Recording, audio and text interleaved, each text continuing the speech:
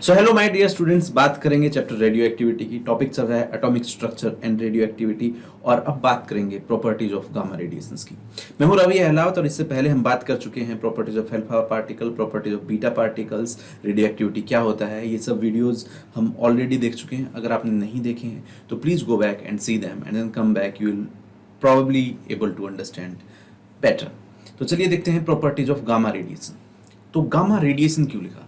पहले तो हमने अल्फा पार्टिकल लिखा, बीटा पार्टिकल लिखा, यहाँ पे गामा पार्टिकल ना लिख के हमने लिखा है गामा रेडिएशन, बिकॉज गामा की प्रॉपर्टीज एक्स रेडिएशन या एक्स रेज या फिर लाइट से बहुत ज़्यादा मिली जुली हैं। इनकी स्पीड भी स्पीड ऑफ लाइट के बराबर होती है। तो काफ़ी सारी प्रॉपर्टीज इनकी रेडिएशंस के बराबर हैं, तो इनको पार्टिकल ना ले बोल के हमने इनको बोला है गामा रेडिएशंस। तो सबसे पहले देखते हैं कि ये एक इलेक्ट्रोमैग्नेटिक वेव है।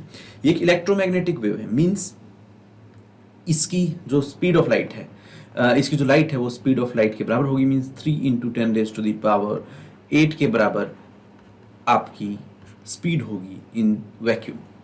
आयोनाइजिंग पावर इनकी काफ़ी कम होती है, unlike alpha and beta. Penetrating power सबसे ज़्यादा होती है।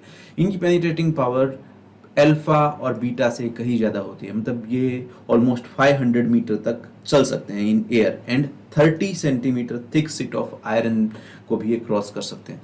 तो इतनी पेनिट्रेशन पावर किसी की भी नहीं होती है। पेनिट्रेशन पावर इनकी काफ़ी ज़्यादा है। Not deflected by electric and magnetic field, because ना तो ये पॉजिटिवली चार्ज है ना ये नेगेटिवली चार्ज है, इसलिए इलेक्ट्रिक या मैग्नेटिक फील्ड से डिफ्लेक्ट नहीं होते हैं, they just pass straight. Okay, ये फोटोग्राफिक प्लेट को अफेक्ट करती हैं just like alpha and beta particles. Fluorescence भी कॉज करती हैं just like alpha and beta particle. Diffracted by crystals like X rays. X rays को भी हम डिफ्रैक्ट कर सकते हैं। डिफ्रैक्शन का मतलब क्या होता है? Spreading of the wave. ये स्प्रेड हो सकती हैं जस्ट लाइक लाइट। लाइट भी डिफ्रैक्ट हो सकती है। डिफ्रैक्शन का मतलब होता है spreading of the wave around the edges of the obstacle. तो जैसे ही कोई ऑब्स्टेकल आती है तो ये ऐसे स्प्रेड हो सकती है उनके सामने। ये कॉजेज इमेंस बायोलॉजिकल डैमेज। इनका जो बायोलॉजिकल डैमेज है उसको कॉज करने की बात सबसे ज़्यादा होती है। They are very very useful in treatment of cancer. इनको हम treatment of cancer, because biological damage again यहाँ पे लिखा गया है, तो बायोलॉजिकल डैमेज काफ़ी कर सकती हैं, इसलिए हम कैंसर की सेल्स को किल करने के लिए हम इनको यूज करते हैं।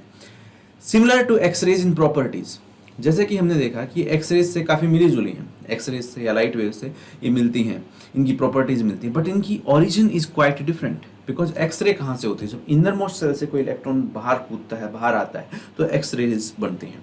जबकि जो आपकी गामा रेडिएशन है ये कब बनती हैं? जब ओरिजिन से, मीन्स न्यूक्लियस से जब कोई इलेक्ट्रॉन निकलता है तब आपकी गामा रेडिएशन बनती हैं। तो इसका जो ओरिजिन है वो है, गामा रेडिएशन का जो ओरिजिन है वो है न्यूक्लियस, जबकि एक्सरेज का जो ओरिजिन है वो है आपका ऑर्बिटल और इनर ऑर्बिटल इलेक्ट्रॉन्स।